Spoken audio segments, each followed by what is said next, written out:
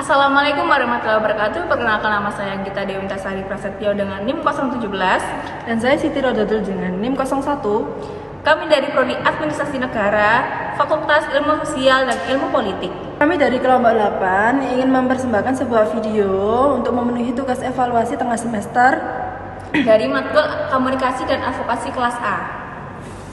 Di sini saya akan bacakan bentuk-bentuk komunikasi. Bentuk-bentuk komunikasi politik, terdapat beberapa bentuk komunikasi politik yang dilakukan oleh komunikator infrastruktur politik untuk mencapai tujuan politiknya. Yang pertama, retorika, kedua agitasi, ketiga propaganda, keempat public relation, kelima kampanye, keenam lobby, dan ketujuh lewat media massa.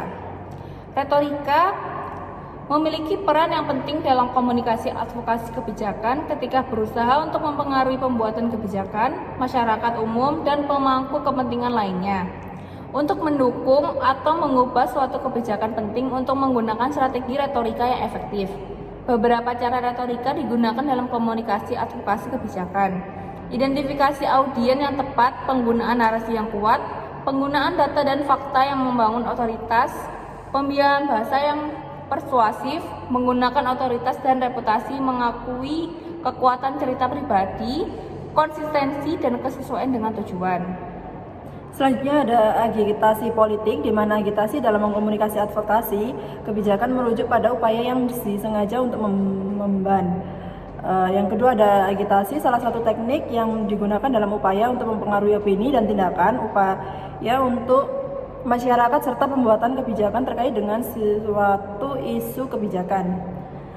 Beberapa cara agitasi digunakan dalam komunikasi advokasi kebijakan: pencitraan emosional, pembingkaian isu sebagai krisis atau darurat, membangkitkan marah atau ketidakpuasan, penegasan ketidakadilan atau ketidaksetaraan, menghadirkan solusi atau alternatif, mobilisasi massa atau aksi kolektif, penggunaan simbol atau simbolisasi. Selanjutnya ada propaganda.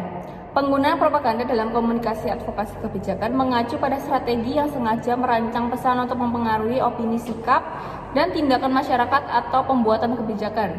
Propaganda dalam konteks ini seringkali memiliki konotasi negatif karena cenderung memanipulasi informasi untuk mencapai tujuan tertentu, tanpa memberikan gambaran yang jujur atau seimbang tentang suatu isu.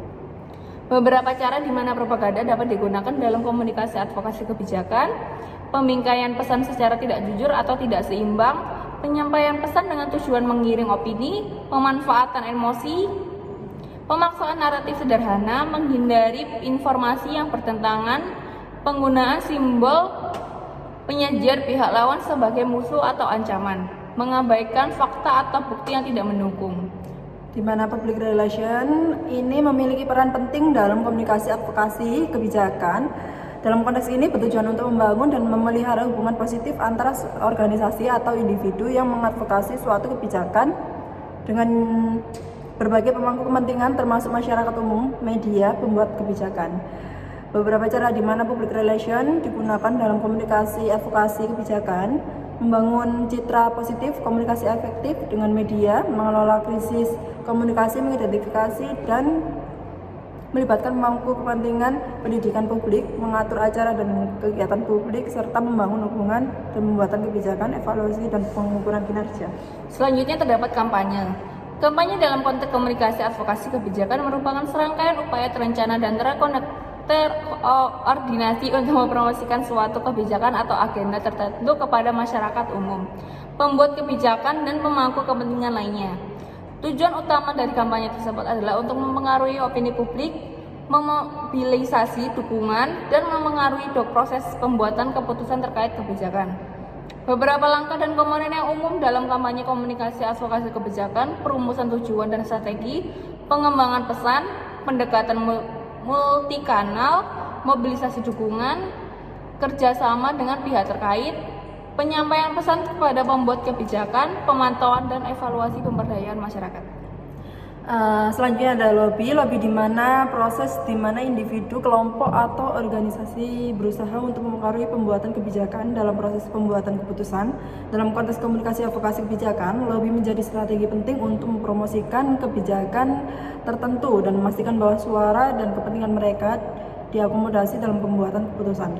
Beberapa cara di mana lobby digunakan dalam komunikasi advokasi kebijakan: pendekatan langsung ke pembuat kebijakan, pemberian informasi dan data yang relevan, kampanye lobbying, koalisi dan aliansi, pendekatan lobbying di lembaga legislatif menggunakan jaringan dan koneksi, penggunaan ahli dan pengaruh evaluasi dan penyesuaian strategi. Lewat media massa. Penggunaan media massa dalam komunikasi advokasi kebijakan merupakan salah satu strategi yang efektif untuk mencapai audiens yang luas, membangun kesadaran dan mempengaruhi opini publik serta pembuat kebijakan. Media massa mencakup berbagai platform seperti surat kabar, majalah, televisi, radio, dan media daring. Berikut adalah beberapa cara di mana media massa digunakan dalam komunikasi advokasi. Sekian dari kelompok kami. Jika ada salah kata mohon dimaafkan. Wassalamualaikum warahmatullahi wabarakatuh.